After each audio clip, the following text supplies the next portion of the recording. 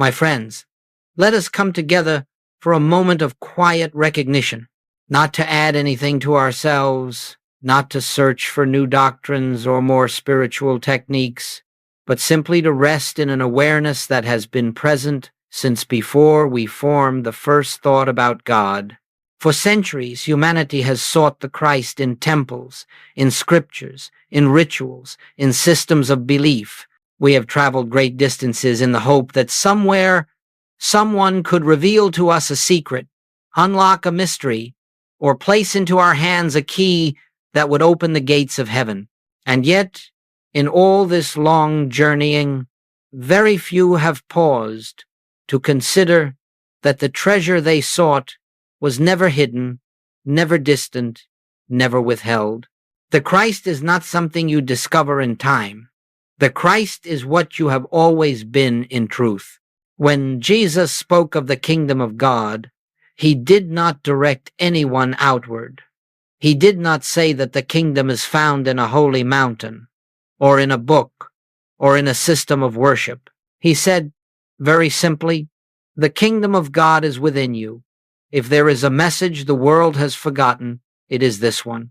If there is a truth that religion has complicated, embellished, and sometimes concealed beneath layers of doctrine, it is this one. The kingdom is within you. Christ is within you. The presence you seek is the very essence of your own being. It is only because we have been conditioned to look outside ourselves that this appears hidden. We have been taught to wait for God, to plead with God, to earn the favor of God.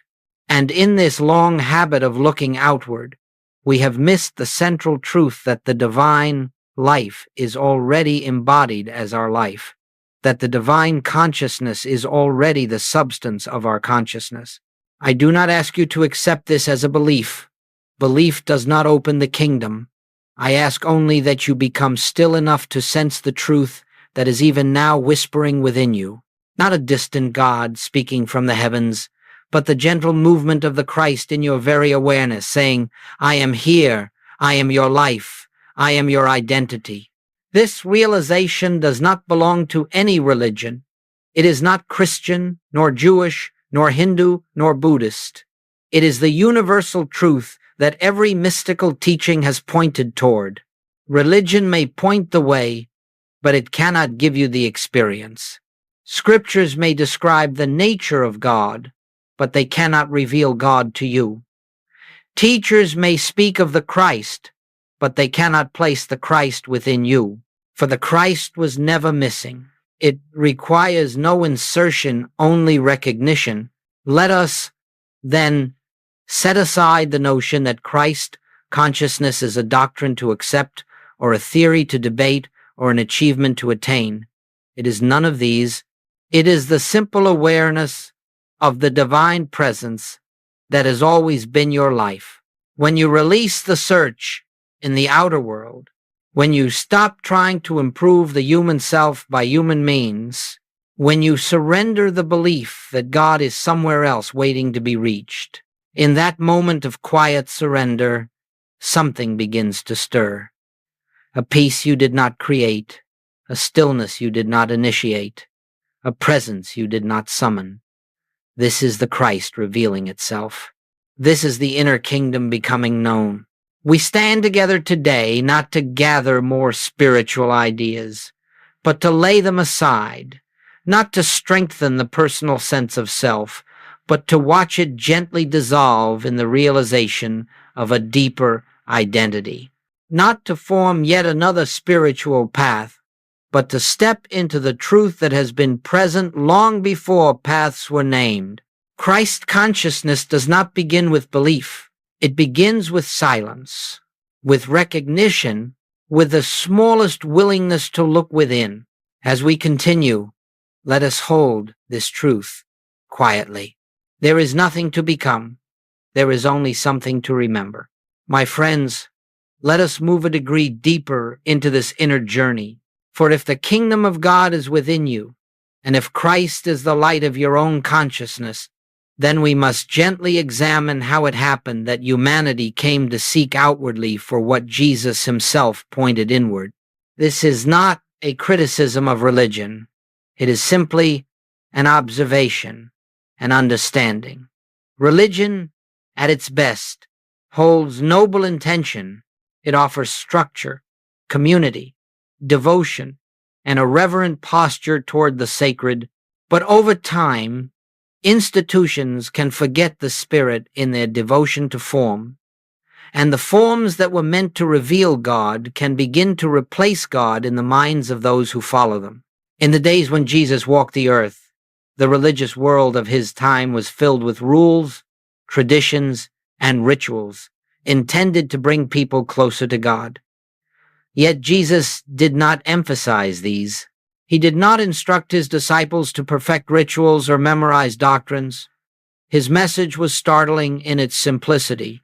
Follow me. What did he mean by that? He did not mean imitate my human footsteps. He meant follow the consciousness that I embody.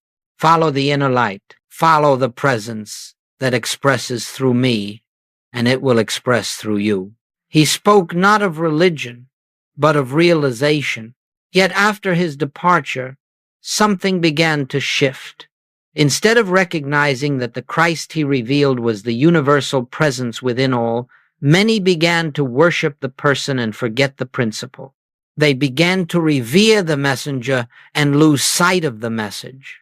And once again, God became distant, separate, something to be reached, something to be obtained. This, my friends, is the great misunderstanding. When Jesus spoke of the Father, he was not speaking of a deity far removed from the world, sitting upon a throne of judgment. He spoke of an indwelling presence, an infinite intelligence that lived as his very being. The Father within me, he doeth the works. How could religion hear this and yet continue to teach a God outside the individual? And yet, through centuries of repetition, the outer God became the dominant image. Jesus spoke of spirit, but religion offered us form. Jesus spoke of inner realization, but religion offered us belief. Jesus spoke of oneness, but religion often taught separation. And because humanity did not understand the simplicity of his teaching, we began to strive. We began to feel unworthy. We began to imagine that God must be persuaded, pleased, convinced. We began to pray upward instead of inward. We began to look to religious authorities to tell us what God requires, instead of listening to the still small voice already speaking within our own hearts. This is not to condemn religion, but to clarify the path back to truth. For Jesus never required membership. He never insisted on dogma. He never instructed anyone to place intermediaries between themselves and God. He taught the absolute opposite. Call no man on earth your father, for one is your Father. Neither shall they say, Lo here, or Lo there, for the kingdom of God is within you. What could be more direct? What could be more freeing? Goldsmith reminded us again and again, whenever an outer authority claims the power to grant you access to God, you may be sure the truth has been obscured. No church, no teacher, no scripture, not even Jesus himself, can bring God to you. They can only reveal what is already present. They can point, but they cannot give, because the divine cannot be given. It can only be recognized. The misunderstanding was never malicious. It was only human. We looked outward because we forgot how to look inward. We sought security in forms because we did not trust the invisible. We clung to doctrines because we feared the silence in which God is actually heard. But the moment you understand that Christ is not a religious figure but the divine essence of your own being, the misunderstanding dissolves. You no longer need to argue with religion nor abandon it. You simply transcend the limitation. You step into the universality of truth. You realize that the teaching Jesus brought forth was not meant to build an institution, it was meant to awaken a consciousness. And that awakening happens in you, here, now, without ceremony, without effort, without permission. Let us hold this quietly. Jesus pointed within. Religion pointed without, but the inward path has always remained open. The misunderstanding is undone the instant you turn your attention back to the place Jesus directed you, the kingdom within. My friends, as we enter this next movement of our inner journey, let us become very still, not because stillness is holy in itself, but because in stillness we begin to feel what words cannot contain. For Christ consciousness is not a concept to be accepted with the mind. It is an awareness that reveals itself when the mind grows quiet enough to receive what has always been present. Let us approach this truth gently. When we speak of the Christ, we are not speaking of a man. We are not speaking of Jesus in his historical identity, although he embodied the Christ more perfectly than any other whose life has been recorded. But if we limit the Christ to Jesus, we miss the very purpose of his life. Jesus came not to demonstrate what he was, but what you are. He came not to claim divinity for one person, but to reveal divinity as the essence of every person. Christ is the divine nature of you. Christ is the spiritual identity behind the name, behind the personality, behind the mask you have worn in the world. This is why Jesus spoke in the first person universal. He said, I, not to identify the human Jesus, but to speak from the standpoint of the Christ. I am the light of the world. I am the way, the truth, and the life. Before Abraham was, I am. When he spoke these words, he did not mean Jesus. The man existed before Abraham. He meant the Christ, the eternal I, the presence of God individualized. And this same I is the truth of your being. Do you see how this dissolves the sense of separation? Do you see how this lifts the burden of trying to reach God, or please God, or find God? There is no distance to cover. There is only an inner identity waiting to be recognized. Christ consciousness, as Goldsmith taught, is the awareness of oneness, oneness with God, oneness with all life, oneness with the infinite source that is forever expressing as your very breath. Christ consciousness is the recognition that you are not a fragment seeking to return to a whole. You are the whole expressing one of its infinite forms. It is the awareness that God does not stand apart from you. God is the life you are living. God is the intelligence operating your being. God is the substance of every breath, every thought, every movement of your existence. To awaken to the Christ is to awaken from the dream of separation. You see, the human sense of life believes, I am here and God is there. The Christ sense of life knows, I live, yet not I. The Father within me is the life that is living. The human sense prays for supply. The Christ sense recognizes that divine supply is the very nature of consciousness. The human sense fears sickness and death. The Christ sense knows that life is infinite, eternal, never born, never dying. Christ consciousness is not something you attain through discipline or religious achievement. It is the natural state of your being, obscured only by false belief. It is like the sun hidden by clouds. The sun does not have to be summoned. The clouds only need to part. And how do they part? Not by effort, not by struggle, but by recognition. Recognition is the opening. Recognition is the doorway. Recognition is the moment you stop identifying with the limited human self and begin to rest in the truth of your spiritual self. This is why Goldsmith said that the Christ does not come to you, it appears through you. It unfolds as the dawning awareness that the presence you have sought in books, in teachings, in rituals, in teachers, has been the essence of your own consciousness all along. Christ is not something added. Christ is something revealed. Christ is not a divine supplement to your humanity. Christ is the truth behind your humanity. And so when you turn within, when you become still, when you rest in quiet acknowledgement, something subtle begins to occur. You begin to sense that your thoughts are not the source of your life. You begin to feel a presence behind you, within you, as you.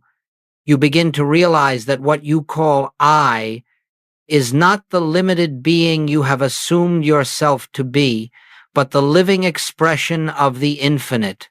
This is Christ consciousness. A state where the world loses its power to frighten you. A state where appearances lose their authority. A state where supply, harmony, healing, and peace are not sought but recognized as already established in the divine selfhood. This recognition does not come with thunder or emotion. It comes quietly, like the unfolding of dawn. The light does not rush in. It reveals itself gently. But when it does, not believe, but know that God is the very life of your life. This knowing is Christ consciousness. This is the truth Jesus lived. This is the truth Goldsmith dedicated his life to revealing. And this, my friends, is the truth of you. My friends, let us now gently approach one of the most sacred transitions in the spiritual life, the shift from identifying ourselves as human beings striving toward God to recognizing ourselves as spiritual beings expressing God. This shift is not an achievement, nor is it an attainment. It is not reached through struggle, nor is it acquired through greater belief. It is simply the moment when you begin to see through the illusion of the human self and awaken to the deeper truth of your being.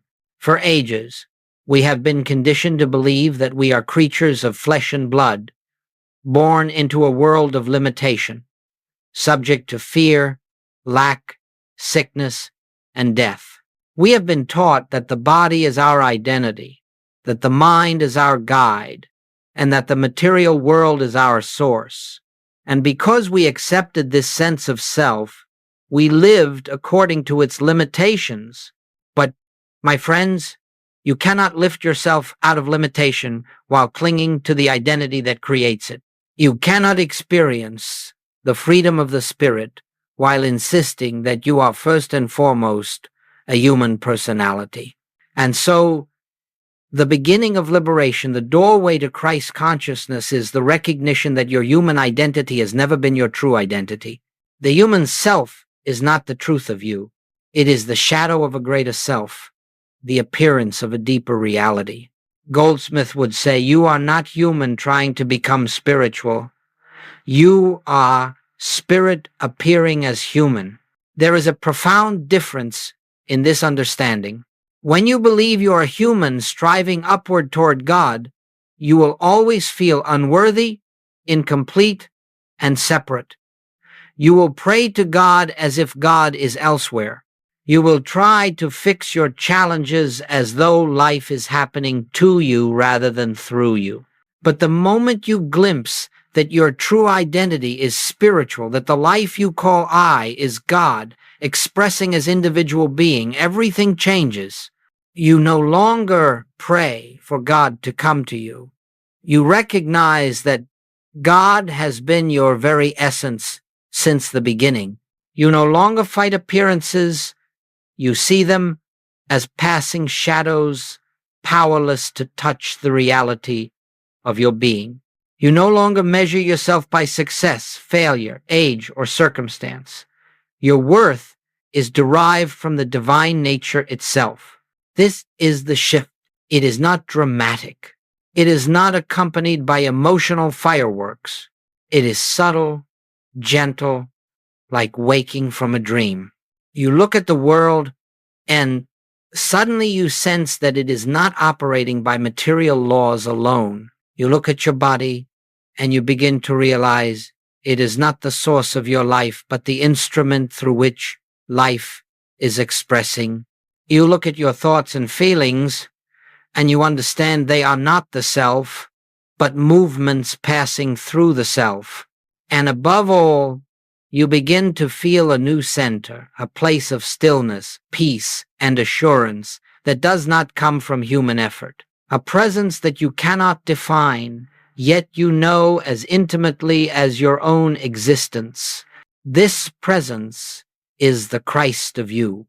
This center is the true identity. This quiet awareness is your spiritual self. But you may ask, how do we make this shift? How do we move from the human sense of life to the spiritual sense? The answer is not complicated. In fact, it is your striving that obscures the way. You shift into spiritual identity the moment you stop trying to be spiritual, the moment you rest, the moment you acknowledge, the moment you recognize that what you have been seeking is already the core of your being. It is not your task to perfect the human self. The human self cannot be perfected. The human self is the dream, and no dream can be made real. Your task is only to recognize what has always been true, that behind the dream stands the reality of your spiritual self, untouched, unaltered, eternal. This is why Goldsmith insisted that we release the attempt to improve our humanity. The human state is not the truth of us, and the more we try to refine it, the more we bind ourselves to it. The spiritual identity requires no improvement. It requires recognition. Once this recognition begins, the whole nature of life changes.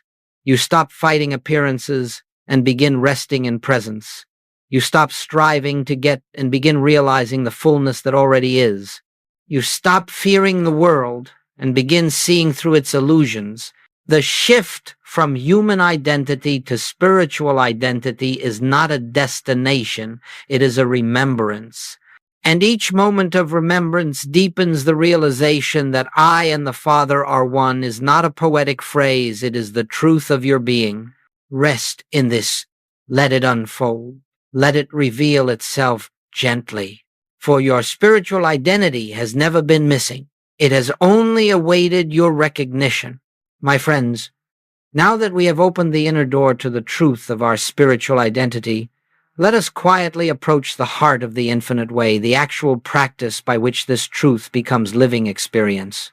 Not a technique, not a ritual, not a method to manipulate God or the universe, but the simple act of recognition. Recognition is the key. For you will never bring God into your life through effort. You will never reach God through striving. You will never summon the Christ presence through repetition of sacred words. You do not need to. The presence is already here. And so the practice is not the attempt to create something, but the realization of what already is. It is the shift from seeking to acknowledging, from trying to attain to resting in what has been true since before the foundation of the world. This is why Goldsmith said, "Do not try to reach God. Acknowledge God already present." Let us explore how this unfolds. Begin by becoming still, not forcing stillness, not battling thoughts. Simply pausing long enough to notice the quiet undercurrent beneath all movement. In this soft stillness, withdraw your concern from the outer world for a moment. Do not try to solve. Do not try to fix. Do not try to change. The world of appearances will continue its movements, but you do not need to follow it right now. Turn inward, not to find something, but to become aware of the presence that has been here all along.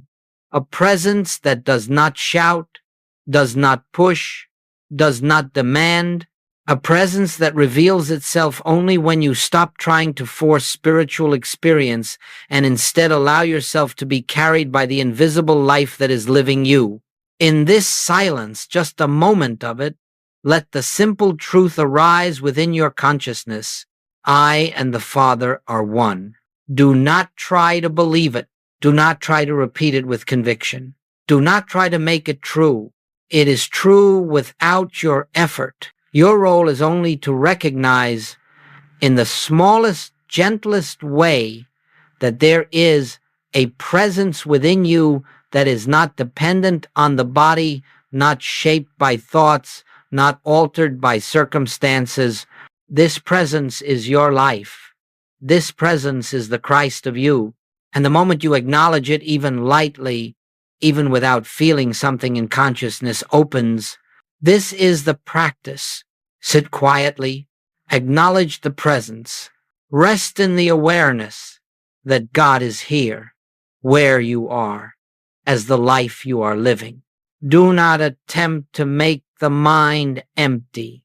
The mind does what the mind does. It produces thoughts, images, concerns. Let it.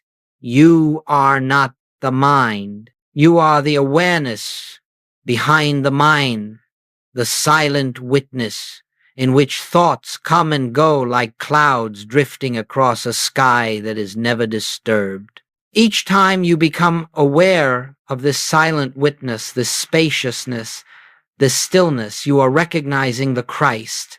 You are recognizing your spiritual identity. You are recognizing the kingdom within. Practice this not as a discipline, not as a duty, but as a returning to what you have always been, a returning to the presence that has never left you. And remember, the practice is gentle. It is simple. It is quiet. One moment of recognition is enough to open the way. One breath of awareness is enough to feel the shift. One pause before reacting is enough to let the Christ reveal itself. This recognition must not be confined to meditation. Goldsmith never intended for the spiritual life to be limited to the cushion or the quiet room. The true practice is to recognize the presence in the midst of daily activity, while walking, while speaking, while facing difficulty, while experiencing joy. Each pause throughout the day becomes a doorway. You simply turn inward for a second and acknowledge God is. The presence is here. I am not alone. I and the Father are one. There is no ceremony in this, no strain, no attempt to produce results. Recognition is enough. For you are not calling upon a distant God, you are becoming aware of the God that is your life. You are not reaching up, you are sinking inward. You are not asking, you are knowing. In this knowing, grace flows. In this knowing, peace emerges. In this knowing, the outer world begins to rearrange without your manipulation, because consciousness has taken its rightful place as the source of all unfoldment. Recognition is the gateway through which the infinite expresses into the finite. Recognition is the light that dispels the illusion of separation. Recognition is the foundation of Christ consciousness.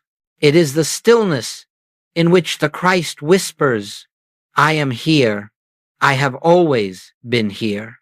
Let this be your practice. Not perfection, recognition, not force awareness, not seeking remembering, for the presence you seek is the presence you are.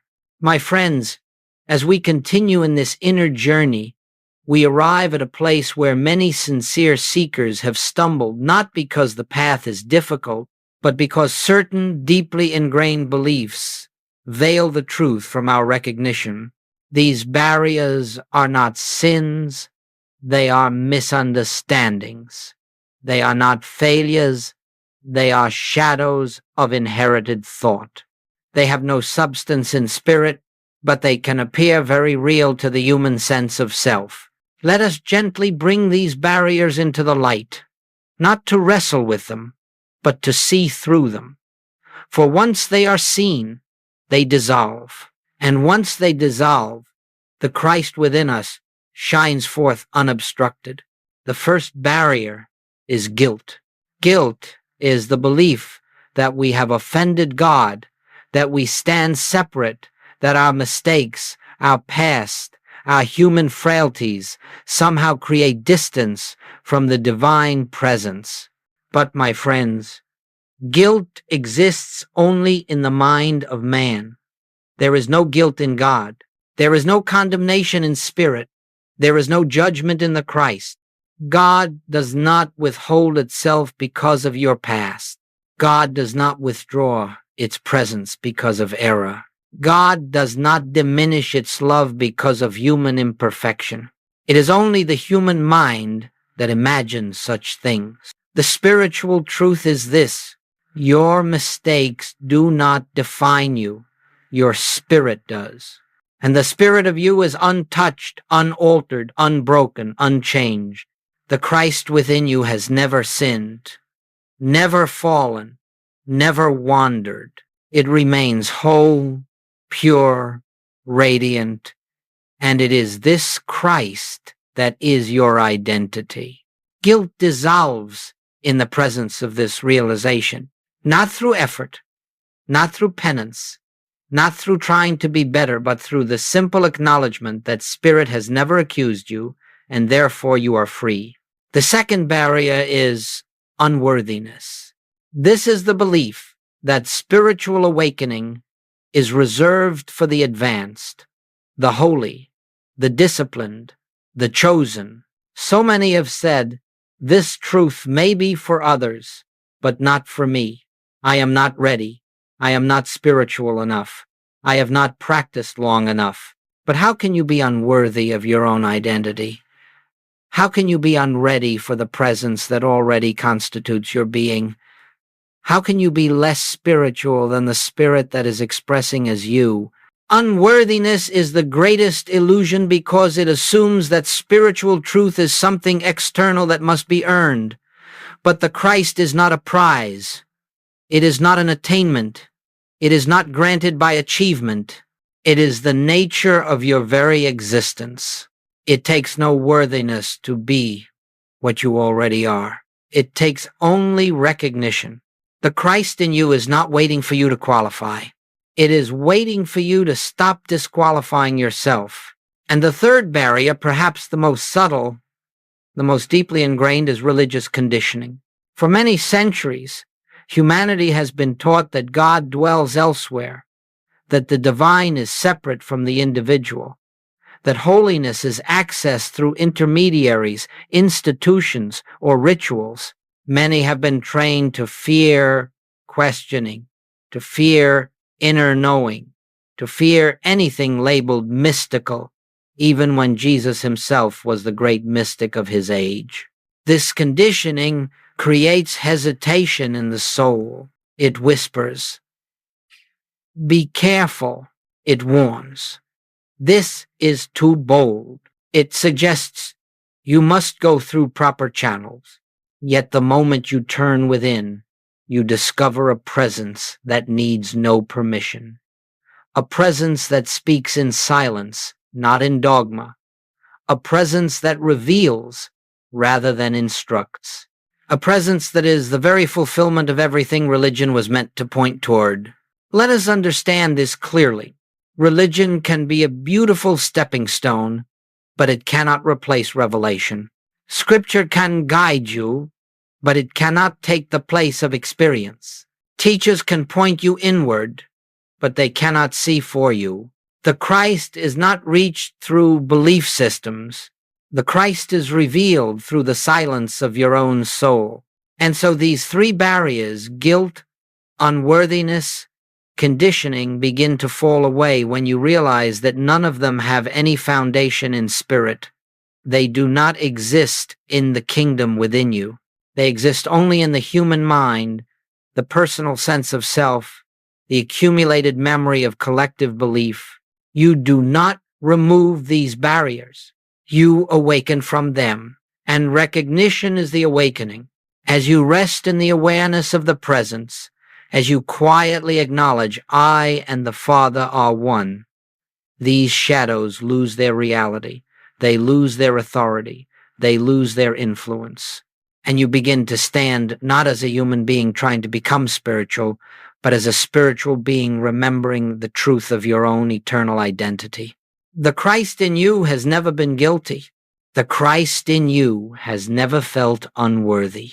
The Christ in you has never been shaped by human teaching. The Christ in you merely waits for your recognition. Let this recognition dissolve whatever has obscured your vision. Let it clear away the mist. Let it reveal the inner light that has always been shining. For once these barriers fall, even slightly, the path into the kingdom becomes clear, effortless, inevitable. My friends, now that we have recognized the barriers that obscure the inner light, let us gently turn to the living of this truth, not in seclusion, not in monasteries, not in moments set apart from life, but in the midst of our daily activity. For the spiritual life is not lived apart from the world, it is lived through the world. Christ consciousness does not draw us away from life, it illumines life. The presence we discover in meditation is not meant to be left in the silence, it is meant to be carried into every encounter, every circumstance, every breath of ordinary existence. Joel Goldsmith always insisted that truth must be practiced, not as effort, but as remembrance, not as discipline, but as awareness, not as something we add, but as something we allow. And so, let us explore how this inner awareness can become the living center of our daily life. The first practice is the pause before reaction. In the human sense of self, we meet life with immediate responses: fear, judgment, worry, planning, resistance. But when you have tasted the inner presence, even faintly, you begin to recognize that you do not need to be governed by these automatic impulses. When a challenge appears, a bill, a conflict, a symptom, a disappointment, do not react instantly. Do not rush into human planning or mental struggle. Simply pause, even for one breath, and turn inward. In that pause, quietly acknowledge the truth. God is here. The presence is the only power. I and the Father are one. This single moment opens the door for grace to act before the human mind interferes. You see, the world teaches us to meet appearances with effort, but Christ consciousness meets appearances with recognition. And in that recognition, the appearance begins to lose its power. It no longer dictates your state. You remain centered in the presence that goes before you and makes the way straight. The second practice is seeing the Christ in others. This may be the most transformative application of the entire teaching. When we look at others through the human sense, we see behavior, personality, flaws, history, and roles. And in seeing these, we unconsciously reinforce them in ourselves and in them. But Goldsmith taught a higher vision. See through the person to the Christ. See through the behavior to the divine identity. This does not mean condoning unkindness or ignoring actions. It means that when you meet another soul, you silently recognize that behind the mask of human personality stands the same divine presence that lives as you. In moments of conflict, silently acknowledge, I behold the Christ of you. Your true identity is the same presence that lives in me. And something begins to shift. The energy changes. The reaction softens. And even if the other does not consciously realize it, your recognition awakens something within them. Grace meets grace. Light meets light. Consciousness responds to consciousness. The third practice is listening instead of forcing. In daily life, the human mind rushes to solve, to plan, to choose, to direct. But Christ consciousness listens. It waits. It allows guidance to rise from within rather than from fear or habit. When you face decisions, whether small or significant, become still and listen. You are not listening to an external voice. You are listening to the deep intelligence of the presence that knows your path better than your intellect ever could.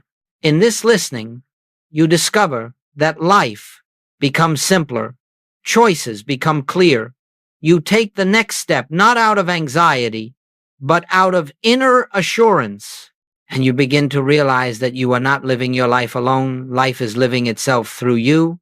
The fourth practice is resting in the truth of supply. In human sense, supply is something to chase, to earn, to secure. But in Christ consciousness, supply is not external. It is a function of spiritual identity. It flows from the recognition that consciousness is the source of all good.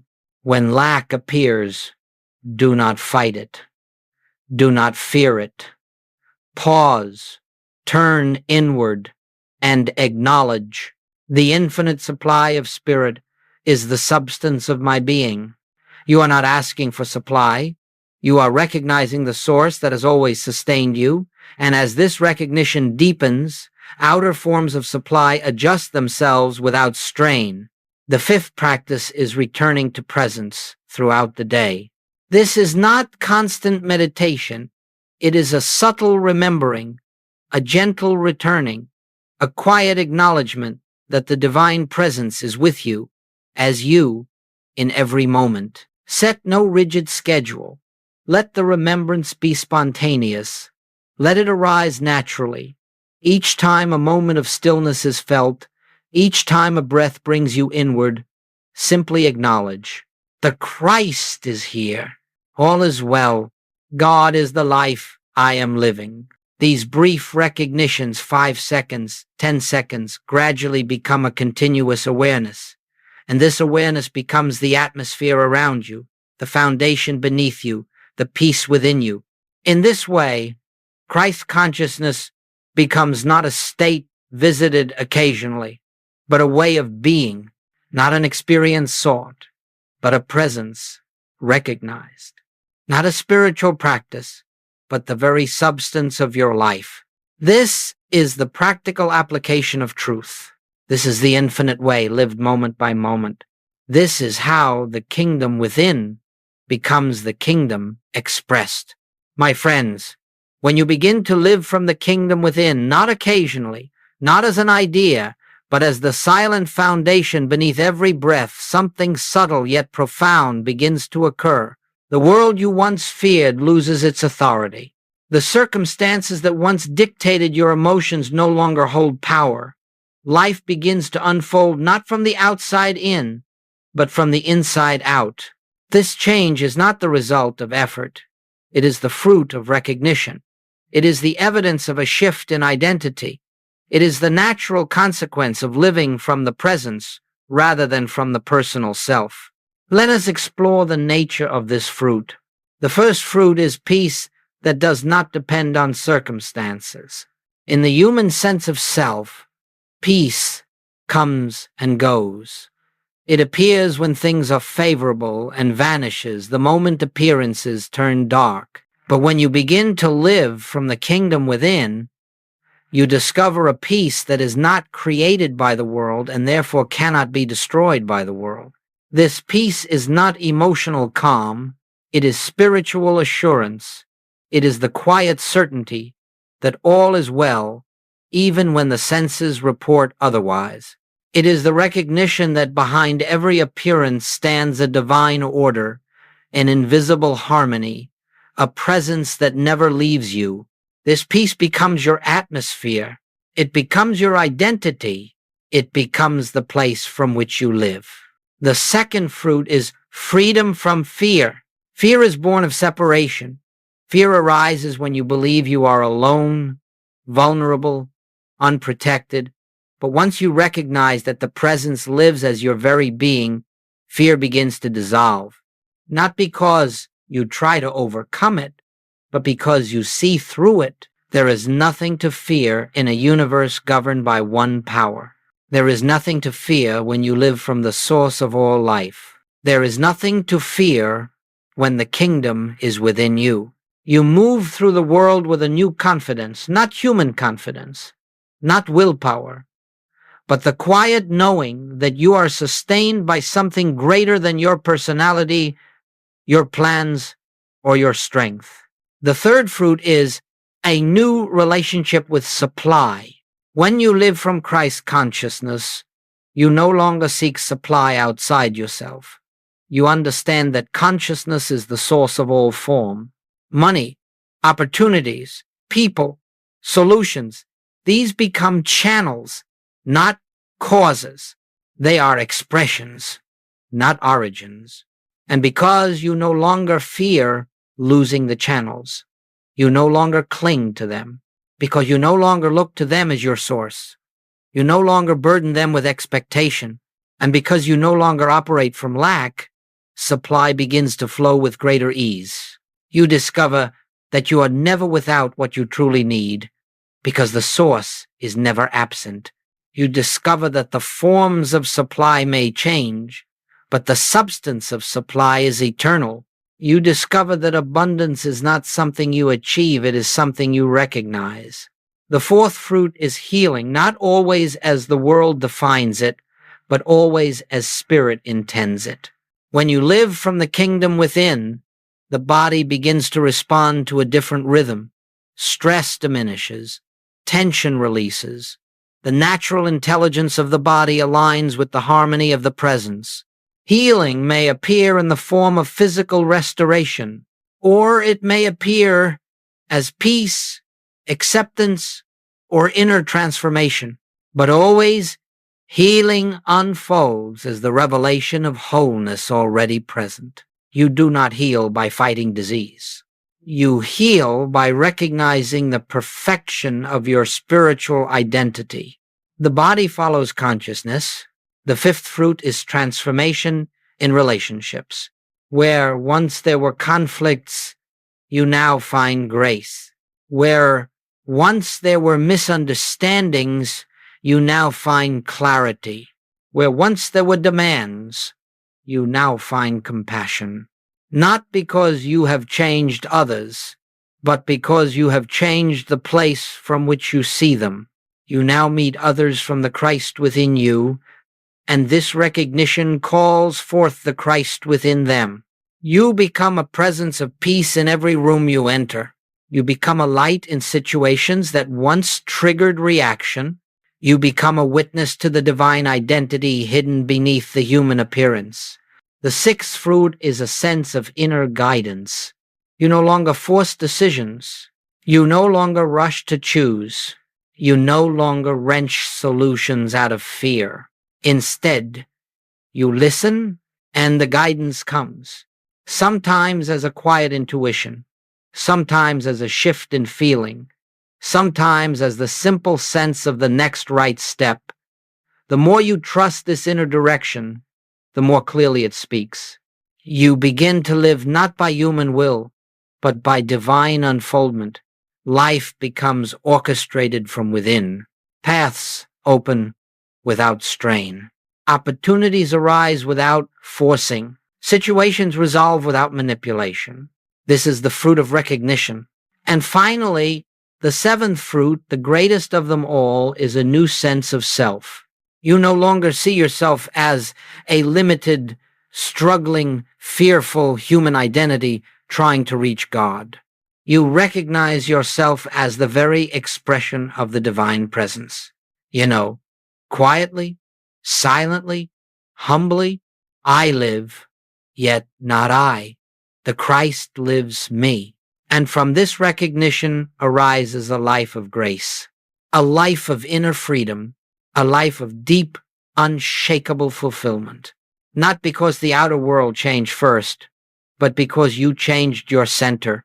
Not because you achieved spirituality, but because you recognized spirit.